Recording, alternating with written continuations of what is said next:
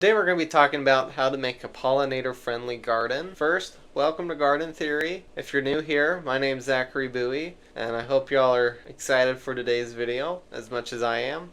I apologize for not making a video last week. It was a little crazy this last week, but we'll continue to do our best to make sure we put out a video every Saturday for y'all. That way I can continue to improve my video skills and continue to provide y'all good tips and tricks. But diving into today's topic, let's first discuss what makes up a pollinator garden. If you've watched my channel before, you know we've done a video about native plants before, and hopefully this will be kind of our first dive into a little bit about the specifics on native plants that you can use to attract native pollinators. And every week here on this channel on Garden Theory, we try to do different topics from landscape design and architecture to native plants and to habitat restoration. And so I try to tackle a pretty wide spread of topics regarding the world of horticulture. And so if any of those sound interesting to you, please feel free to hit the subscribe button so you can be notified of future videos in the future. And we're also getting close to 1,000 subscribers, so it'll help us reach that goal. Pretty soon we'll do a Q&A episode once we reach 1,000. So if you have any questions for me, feel free to comment any questions you have for me and about who I am and about the channel, and we'll do a Q&A video hopefully within the next few weeks. Now, I'm not an expert on bugs or entomology, but I do know that native pollinators are very important for our ecosystems, and many of them rely on specific plants that they have evolved with. And so that's why you'll hear a lot of people talk about native plants, because they provide those relationships with insects that otherwise wouldn't be able to have that pollinator source. And so there's a lot of insects that rely on native plants. And so by planting native plants, you're able to provide resources not only for the insects, but for the birds that eat them, and it helps to support the whole food chain. I'm not going to dive too much into detail on specific pollinators in this video, because it's a topic I'm not as well versed in, so I'll have to do some more research. But if any of y'all are, feel free to comment any resources down in the comments for me to look into.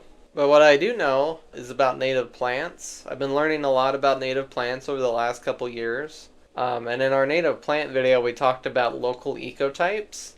If you've never heard of that term before, essentially a plant that's in your local ecotype is a plant that has evolved specifically in your region. And this isn't just on a state level or a region level, it's specifically within your area. So there's a lot of local nurseries that will sell native plants, but they're not necessarily your local ecotype. Sometimes they'll sell native plant seed from several states over, which is still fine, but ideally the best plants to find are the ones that have evolved in your area. And there's many different subspecies of native plants. And the best way, at least that I know of, to find seed or plant plugs of native ecotypes is from a website called wildones.org. They're an organization dedicated to native plants. They've done a lot of great work. They do a lot of seminars as well, so I definitely recommend watching some of their videos and seminars that they have online. But you can go on their website and find your local chapter, and they'll recommend some nurseries that they've worked with to provide native plants for your area, for your own backyard. And that way you can be able to identify which growers actually sell native plants in your area. So one concern that I know some people have with native plants is they don't want their yard to look messy, just like a big thicket, you know. They don't want their yard to look unpresentable. And that's definitely a concern. I know some people, there's a wide spectrum of people that take things in different ways. Some people want to transform their entire yard to a native ecosystem. Some people just want to incorporate a few native plants. But whatever you stand on that issue, there's plenty of native plants that are very presentable and look beautiful in a landscape. One of the main drawbacks that a lot of people have with native plants is the short bloom periods, or don't look as good for as long as traditional annuals or perennials that they sell like at Lowe's or Home Depot. And that can definitely be a little bit of a concern. But one tip that I would share with you is to make sure you have a high variety of plants. And that way you have a longer period of blooms. So when one plant, such as bee balm, starts to fade away towards the end of summer, you can have some asters that start to pick up in the fall to take up its place. So I would definitely recommend researching different native plants and their bloom time. And we're going to go a list down later in this video talking about different native plants, their bloom times, and how I would recommend using them. So just listing some native plants that I know that work very well. First one that comes to mind is bee balm or monarda. There's a lot of different types of bee balms. The wild bergamot is a close relative to bee balm, more of a lavender color, whereas bee balm has a more of a reddish pink color. But both of those work very well. They're they start blooming in June all the way till August, and they'll start kind of fading off towards the fall. Those ones do really well. Hummingbirds really love them with their funnel-shaped flowers, and they're a very interesting flower to have in your space. They can get fairly tall, like maybe 3 to 4 feet tall, but usually at the beginning of their season they have a beautiful display of flowers right at the beginning of the summer, and so that's one I highly recommend. I also recommend milkweed species as a good native plant. One that I really like is the butterfly milkweed with its orange flowers. Milkweed species do like to spread, and so sometimes they can be a little hard to get rid of if they start spreading a bit. But you can't control that if you collect their seeds from their flowers after they're done for the season before they start spreading away. Because they disperse by wind similar to dandelions. So if you can gather their seeds, it'll help a little bit on controlling their spread. But like some milkweeds, like the common milkweed, have kind of a rhizome. I'm not quite sure if that's what it is, but they kind of spread underneath the soil. So even if you collect their seeds, they'll still slowly spread over time. Another good native plant is asters. They're usually purple in color, a great fall color. And a good one to pair with asters is goldenrod, which have those beautiful yellow flowers. I believe there may be some goldenrod species that aren't native. I'm not 100% sure on that, but make sure you do your research on which goldenrod you want to use. But let's talk about the root of the problem, is how do you design native plants into a pre-existing flower design or pre-existing beds. So it kind of depends on your space, of course. Every yard's going to be a little different depending on the lighting and soil conditions. But generally, what I recommend, and we've talked about this in a previous video about the mountain meadow design philosophy that I like to use when designing flower beds. If you haven't seen that video, I'll have it linked above my head. But essentially, I really like the naturalistic style of gardening. I recently did a poll with y'all, and most of y'all also seem to agree with the cottage garden type style as y'all being your favorite. I know a lot of people like that style of it being more naturalistic, but sometimes you kind of have to walk that line of naturalistic and messy. So sometimes it kind of depends, of course, on the design, but you can do a naturalistic design wrong and it looks very messy and unorganized and unkempt. And so you kind of have to walk that line between organized and unorganized.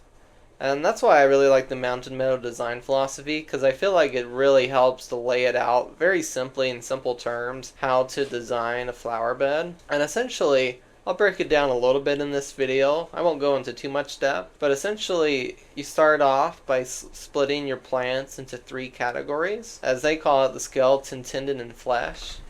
And so your skeleton plants are going to be the biggest and most dominant plants, and that's the one you're going to use the least of, around 10% of your design. And so like a good skeleton plant, like an annual, would be like a zinnia, but it can be any kind of big showy flower. Like goldenrod might be a good skeleton plants for a native. And then you support the skeleton with tendon plants, which are supposed to accent your skeleton plant, and use 20% for those. And then your flesh plants are going to be around 70 to 80% of your design. And those are all going to be your kind of filler plants, smaller plants that are going to fill in this design. Overall, it just helps you to have a better design, a better method to follow when you're having that system. I definitely recommend watching the full video if you want the full breakdown on how to do it in your own backyard. Sense of order, this wonderful sense of hierarchy, emphasis, balance, unity, all the basic principles can be honored by budgeting skeleton, tendon, flesh in that way.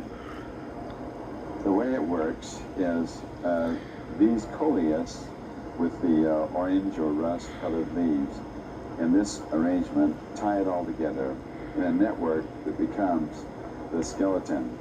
And then they're emphasized by the tuberous begonias as part of that skeleton coat makeup.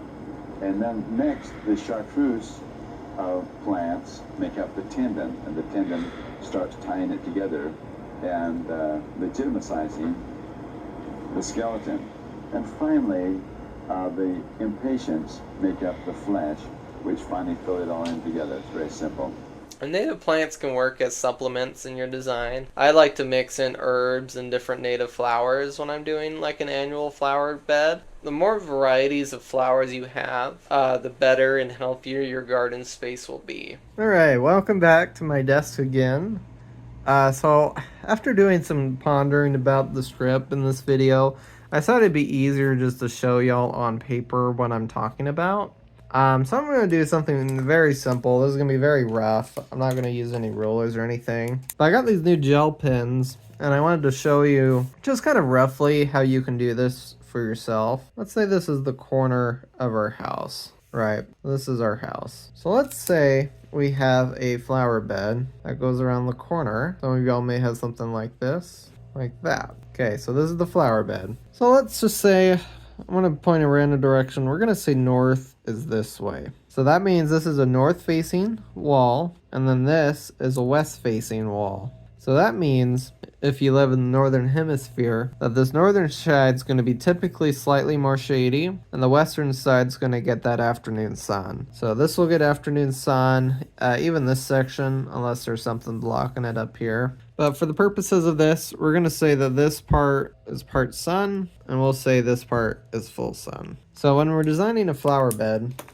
with a naturalistic style, like a lot of y'all like to use, I'm going to show y'all how to do that, the mountain meadow design that I explained to y'all. So essentially what we're going to do for this one, so we're going to mark a line for our design to follow.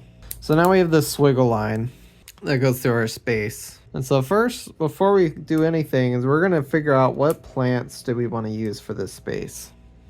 If I can spell the word skeleton, tendon, and flesh. So we want to think of plants for each of those categories. This is a pretty small space, so we won't need a whole different bunch of plants. Let's say we want to use coneflower, which is a great skeleton. We can use aster, which is a pretty good flesh, which also blooms in the fall. We'll say we want some bee balm.